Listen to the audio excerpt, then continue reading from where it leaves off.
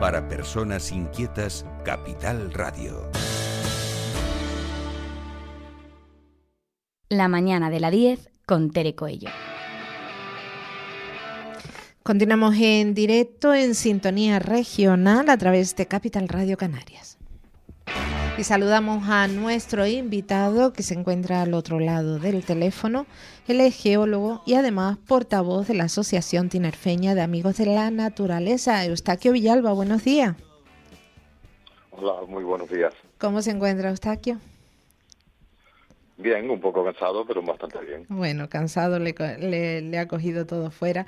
Eustaquio, me gustaría preguntarle a usted como profesional, como geólogo, como una persona comprometida con la naturaleza, con su cuidado, con todo, ¿cómo está viviendo esta tragedia en Valencia? Bueno, con una enorme preocupación, primero por lo que ha significado el número de muertos enormes que ha habido en esa zona de España, y eso es lo primero, el corazón sobrecogido ante una tragedia de esa magnitud. En segundo lugar, y esto, bueno, pues que el cambio climático es una realidad cada vez más efectiva, cada vez se hace más evidente que el mundo está cambiando porque el clima está cambiando, y eso tiene unas graves consecuencias. Y luego también porque la situación responde a muchos factores, es multifactorial. En primer lugar, se ha incrementado los efectos de esa dana porque desgraciadamente se han ocupado ramblas, barrancos y muchos lugares inundables, y además se ha impermeabilizado una gran parte del territorio, es decir, ya el agua no se infiltra sino que corre. Y si entonces tenemos que las zonas donde el agua se acumulaba y iba hacia el mar, es decir, todos esos barranquillos y todas esas ramblas, pues se encuentran ocupadas por viviendas y por otras infraestructuras, pues claro, la situación se hace mucho más grave. Hay que tener en cuenta que antes también llovía mucho, pero una gran parte del territorio absorbía esa cantidad de agua, puesto que no estaba impermeabilizado, no estaba recubierto de cemento ni de asfalto. Pero hoy desgraciadamente es así, y las infraestructuras en muchos pueblos son incapaces de evacuar la enorme cantidad de agua que cae en tan poco tiempo. La verdad que los que hemos seguido casi al minuto toda esta tragedia y las comparecencias y las explicaciones, yo he escuchado a muchos colegas de su profesión hablar, sobre todo cuando hacen referencia al Barranco del Pollo, que no tengo ni idea dónde es ni cómo es, pero sí decían cómo es posible que se haya construido en los barrancos, cómo es posible que se hayan hecho casas unifamiliares bajos en los barrancos. Y he pensado, pues decir, bueno, pues como aquí, en Canarias, muchos barrancos han sido tapados para edificar encima.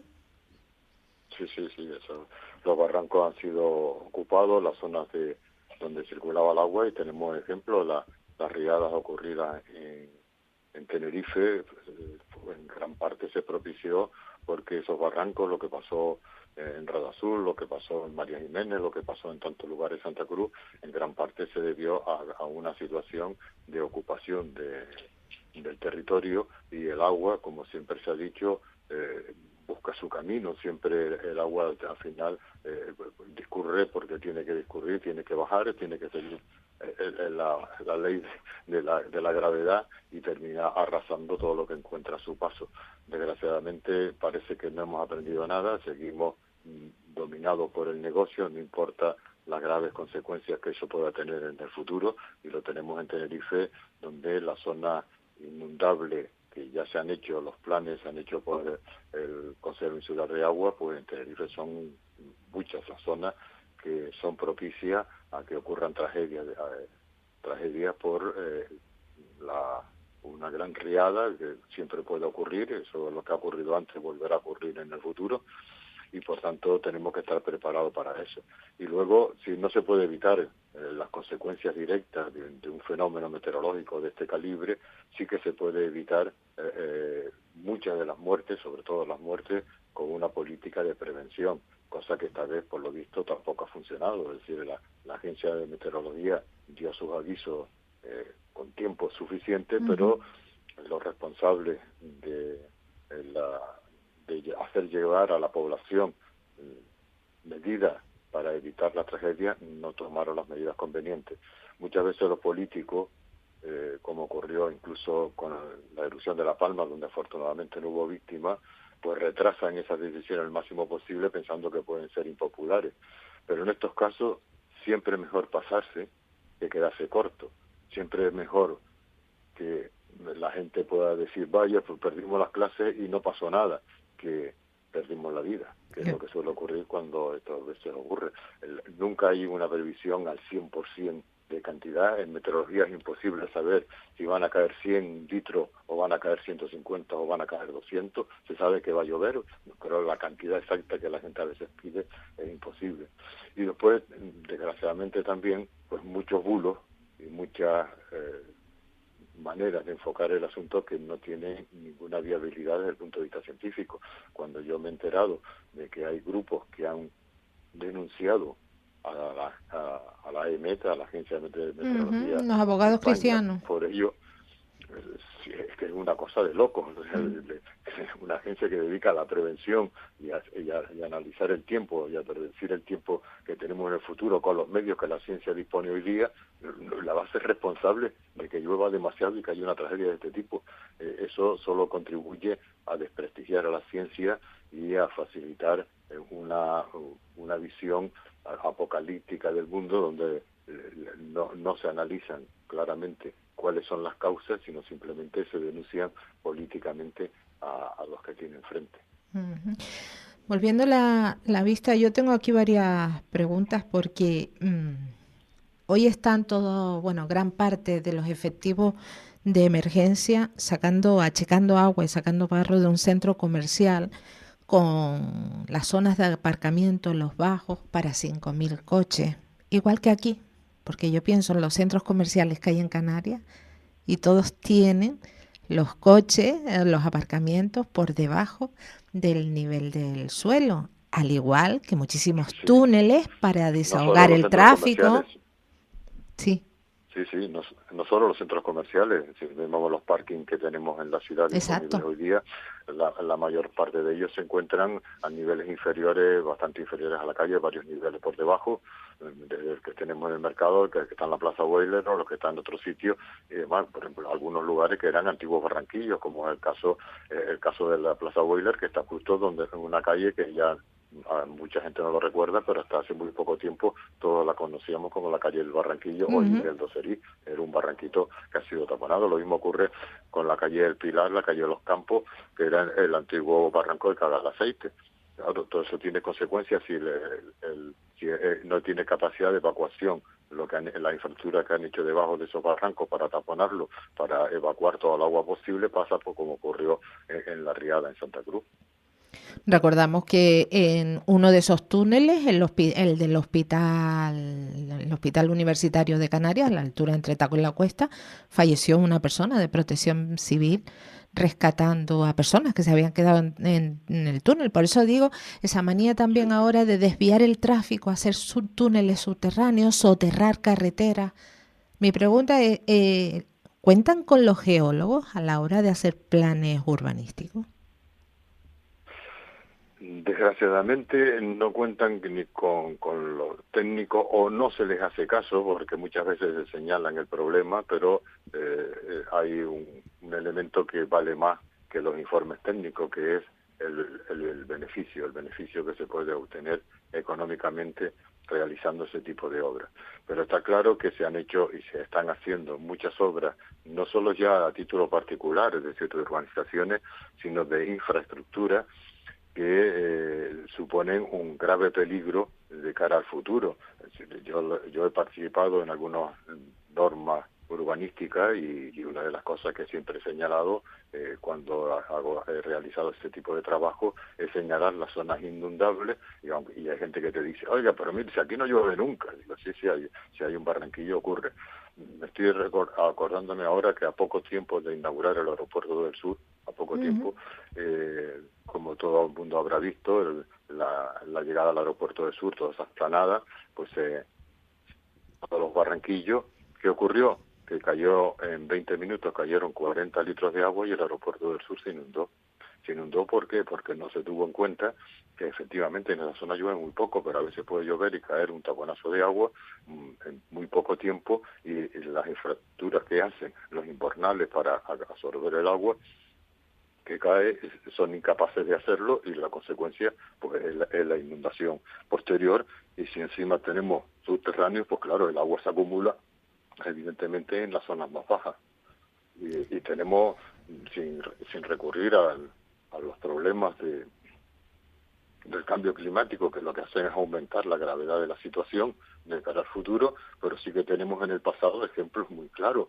No ya el diluvio más grave que ha tenido Canarias, en concreto Tenerife, que fue en noviembre de 1896, donde hubo en una isla que tenía 60.000 habitantes en aquel momento casi 300 muertos, que se llevó edificios y castillos. El castillo del Ventoso en Santa Cruz, en el barrio La Alegría, se lo llevó directamente al mar. Lo mismo ocurrió con la Candelaria, con el castillo de Candelaria y con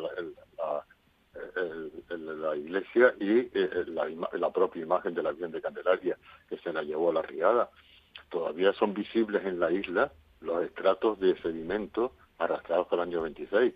Es decir, que han ocurrido aquí episodios muy graves y seguirán ocurriendo, porque eso es propio del clima, y lo que ha ocurrido en el pasado todo el mundo sabe que hay que hacer. Cuando se hace una obra, se hace pensando en los periodos de recurrencia que tienen este tipo de fenómenos. Es decir, cada 25 años, cada 50 años ocurre tal cosa, cada 100 años hay la probabilidad de tal otra, cada 500 años. Es como si haces un puente y tienes que darle la luz suficiente al puente para que pueda evacuar el agua de una tormenta que se produce cada 500 años.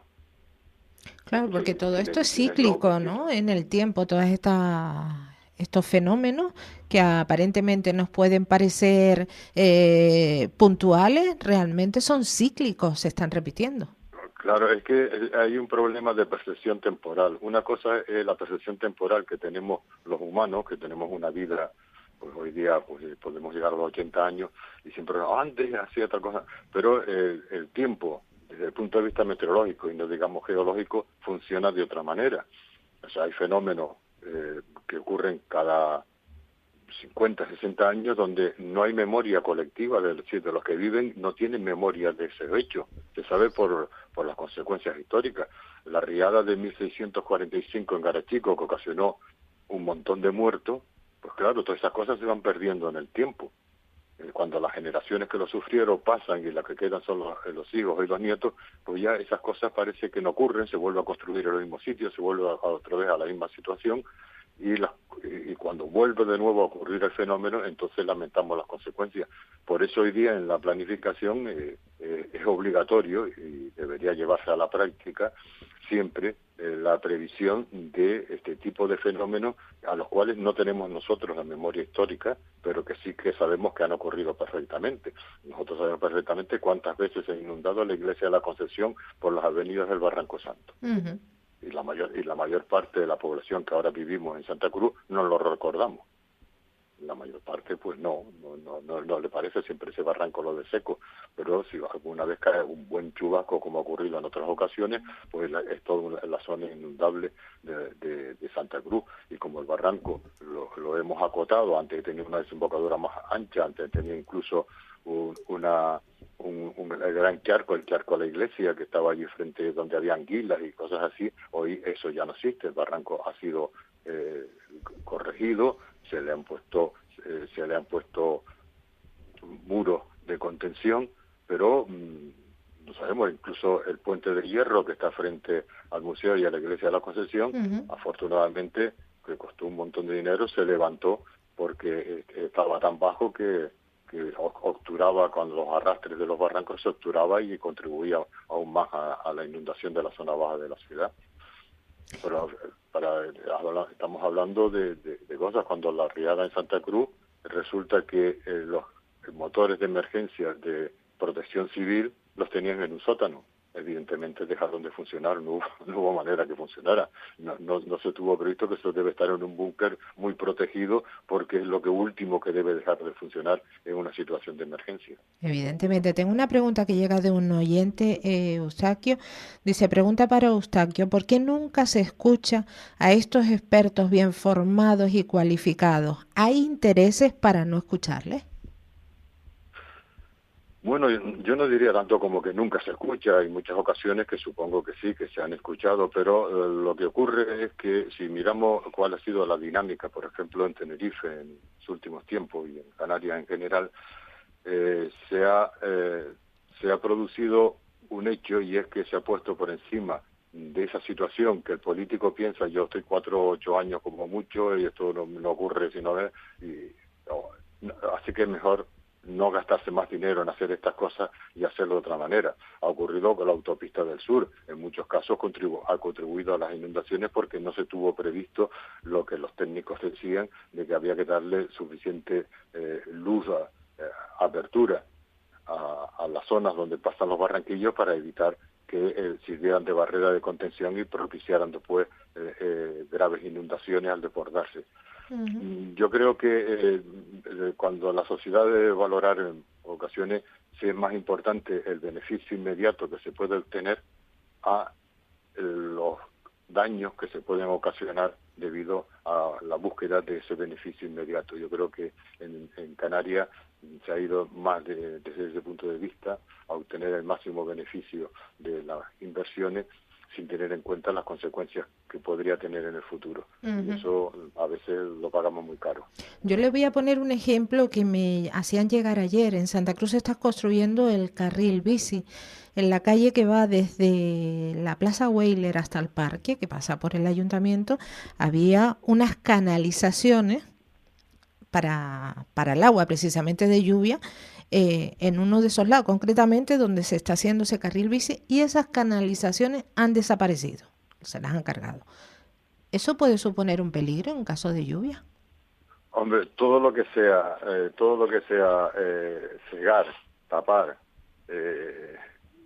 lo que está destinado a evacuar las aguas pluviales, las aguas que se producen con intensos chubascos, es un problema añadido al que ya tenemos.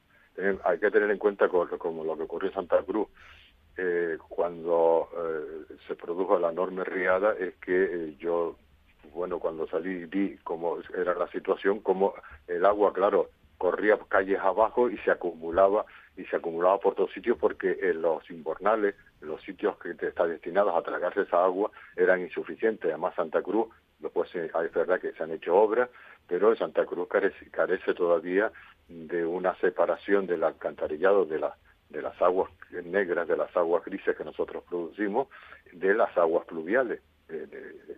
Se mezclan las dos, y a veces, y es muy frecuente, entonces que todos lo habremos visto, como las tapas de las alcantarillas saltan y parecen géiseres, porque son incapaces de absorber tal cantidad de agua. Hay que tener que Santa Cruz, como lo pueden ver el libro de Luis Cola Benítez, el que fue cronista de la ciudad de Santa Cruz, que tiene un libro sobre los barrancos de Santa Cruz, en donde comenta cómo se han ido tapando todos esos barrancos que servían para la evacuación de agua en unos momentos en que la superficie de la ciudad no era una superficie impermeable, pero hoy tenemos una ciudad muchísimo mayor, con una enorme cantidad de terreno totalmente impermeabilizado y con unos barranquillos que han sido cegados y tienen una pequeña capacidad de evacuación.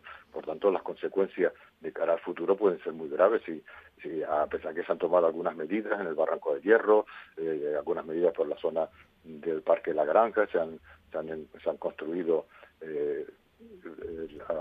sistemas de evacuación de las aguas pluviales, pero aún así Santa Cruz es una ciudad que, como señalan todos los mapas de riesgo, pues tiene bastantes riesgos debido a eso. Nos escuchan también en Gran Canaria. Me imagino que la ciudad de Las Palmas también tiene mucho que decir como zona inundable, ¿verdad? Sí, yo vivía en Las Palmas, creo que era el año 77, sí, cuando en Santa Cruz, cuando en la laguna se inundó Bajamar, y el barranco de Bajamar llegó hasta los primeros pisos de las casas allá al lado las piscinas, y recuerdo en la calle León y Castillo como el agua llegó a la cintura, llegaba a la cintura de la gente que pasaba. Es decir, la Ciudad Baja, en concreto, pues recibe toda el agua que llega de Ciudad Alta. Es verdad que se han hecho obras para solucionar, por lo menos en parte, de los problemas, pero sigue siendo un grave problema el hacer frente a ese tipo de situaciones. Eustaquio, el pasado 20 de octubre la sociedad canaria volvió a manifestarse en contra de la masificación que está sufriendo las islas, sobre todo teniendo en cuenta la masificación turística, no de los propios turistas, sino de lo que es el conglomerado, la industria turística. Esto está provocando, pues, el mar hecho una mierda, no lo puedo decir de otra manera. No se están tratando las aguas negras como se debería, se están produciendo atascos monumentales en las carreteras, demasiado coche de alquiler, demasiado coche utilitario. Dicen que cuando veas las barbas de tu vecino quemar, por las tuyas a remojar. ¿Qué escenario se podría vivir en Canarias ante esta construcción desmedida? Venga hoteles, no se está canalizando las aguas, cada vez se vierte más salmuel al mar, producto de la desalación. ¿Ante qué escenario estamos? Bueno, estamos en un escenario mucho más que preocupante. Estamos ante una situación donde el colapso no es una cosa de futuro, sino que, como tú has señalado, es algo que está ocurriendo. Un aspecto muy concreto para una isla que vive del turismo, y precisamente ahora que nos señalan aquellos que nos oponemos a esta masificación de turistas como los del no a todo y que no queremos el progreso, yo quiero señalar que estos señores que se les llena la boca insultando a aquellos que señalamos los problemas como si fuéramos los responsables de que eso ocurriera, incluso como hace el señor Kirchner, nos atribuye lo que queremos hacernos ricos y no sé qué historias más raras y mentirosas se inventa, porque evidentemente son mentiras. Pero sí hay que señalar que en Canarias, desde el año 91, que la Unión Europea nos obligaba a depurar las aguas antes de verterlas al mar, resulta que Canarias no ha solucionado ese problema. Seguimos pagando a la Unión Europea las multas por no solucionar el problema, y además estamos poniendo en peligro, son ellos los que están poniendo en peligro el futuro de nuestro turismo, porque cada vez hay más playas y playas turísticas que tienen que ser cerradas por la presencia de bacterias como la Escherichia coli, que pueden provocar graves daños. Imagínate la repercusión enorme que eso tiene en los mercados emisores de turismo, que digan, oiga, ¿va usted a Canarias? Pues mire, mejor que no se bañe, mejor que no se bañe, porque puede coger una enfermedad impresionante que puede ser hasta grave. ¿Cómo es que eso no se ha resuelto? ¿Cómo es que ustedes hacen más y más y más urbanizaciones y no tienen en cuenta, y perdón, que la mierda hay que tratarla, que no podemos tirarla por todos sitios? Eso no lo han hecho. ¿Por qué? Porque eso, no sé, no se vean a políticos cortando, como hacen en las carreteras, las cintas, inaugurando carreteras, inaugurando nuevas urbanizaciones, pero tenemos un gravísimo problema. Seguimos permitiendo aumentar hoteles, como ocurre en La Tejita y en otros sitios, en lugares donde no hemos solucionado el problema grave de qué hacemos con el vertido de esas aguas. Son ellos los que están poniendo en peligro el turismo, porque están aumentando excesivamente el número de turistas sin una infraestructura adecuada y sin tener en cuenta que Canarias y las islas en general, Tenerife en particular, con 2.057 kilómetros cuadrados, tiene un evidente límite. Somos muy pequeños y que no podemos seguir aumentando, como ellos dicen, el turismo de manera indefinida, y encima no solucionando los problemas que genera un turismo tan masivo, como el problema de la viabilidad, el problema de la vivienda, el problema del tratamiento de las aguas, etcétera, etcétera. Es decir, que estamos ante una situación muy grave y a la cual los políticos no ponen remedio de ninguna manera. Ahora mismo yo he tenido que hacer un viaje para ir a ver a mis nietos. Me han alojado en un hotel. ¿Sí? Y en el hotel me cobraban por una habitación doble, a mí y a mi mujer, nos cobraron en la factura final 7 euros diarios de tasa turística. 7 euros diarios. Y aquí ponen grito en el cielo porque se pide una tasa turística, que eso dice que eso va a evitar que vengan más turistas. primero que nadie deja de viajar por lo de la tasa turística, pero por favor, que no digan tantas mentiras ni tantas idioteces, que la tasa turística se está cobrando en casi todos los países europeos y no ha pasado absolutamente nada. En Barcelona se cobra casi 4 euros por noche y persona, en nuestro país Pues y en Baleares. Yo tengo la factura aquí delante, en Padua, un hotel en Padua, en el cual me cobran 7 euros por la habitación los días que estuvimos allí. Por noche. Sí. 2 personas. 7 euros por cada noche. Es decir, el Hotel Tetis de Padua, imposta di 6 giorni, débito 7 euros por día. Total, 28 euros por los días que estuve allí. En Venecia pagué yo 4 euros por noche, o sea que... Y las pagué, porque quería ir a Venecia. O sea, que no echa para detrás.